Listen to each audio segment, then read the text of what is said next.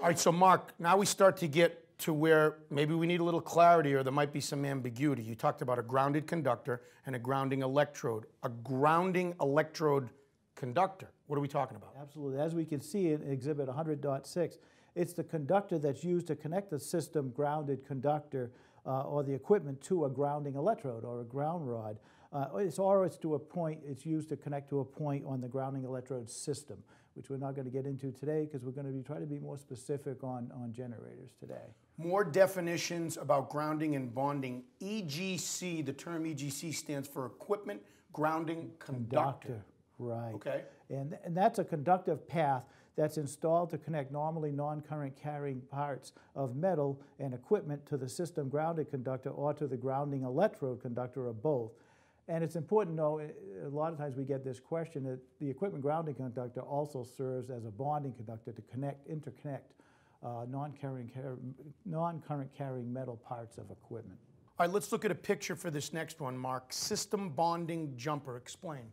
Oh yeah, the system bonding jumper is a term, or the bonding jumper that's used to describe the connection, the bonding connection for a separately derived system.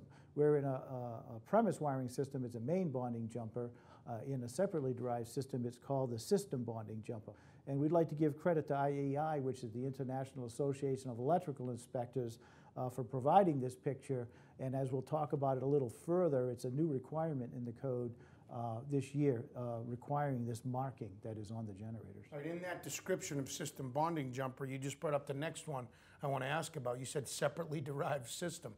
Maybe everybody knows what that means, but what does it mean? Yeah, you know, and we're going to jump back a little bit because the system bonding jumper is actually the connection between the grounded circuit conductor or the neutral and the supply side bonding jumper or the equipment grounding conductor or both of the separately derived system. And then we get, yes, absolutely, into the separately derived system, which is, it's a premise wiring system, but its power is derived as a source of energy, but not from a service. A service comes from a utility.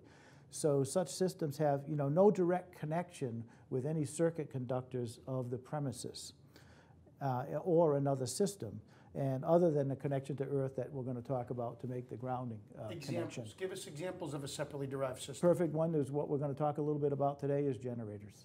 Generators can be a separately derived system. You are watching NEC Connect. It's part of the community, necconnect.org. We're talking about grounding and bonding today. I'm Butch Stearns of the Pulse Network. Alongside is Mark Cloutier, Senior Electrical Engineer of the NFPA. So Mark, as we continue to talk about grounding and bonding, let's talk about Article 250, and let's talk about different sections in Article 250. Article 250 is on grounding and bonding, and there are sections that address generators in 250, right? Let's talk about that. That's absolutely correct. In Article 250, sections 250.34 and 250.35 specifically talk about generators.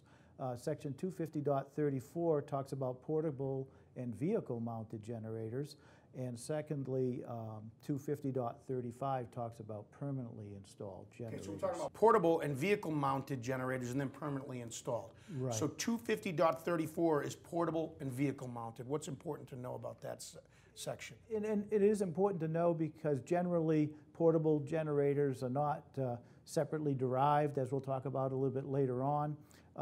And if the frame of the portable generator, the frame is not required to be connected to earth typically, if it's a non-separately derived system.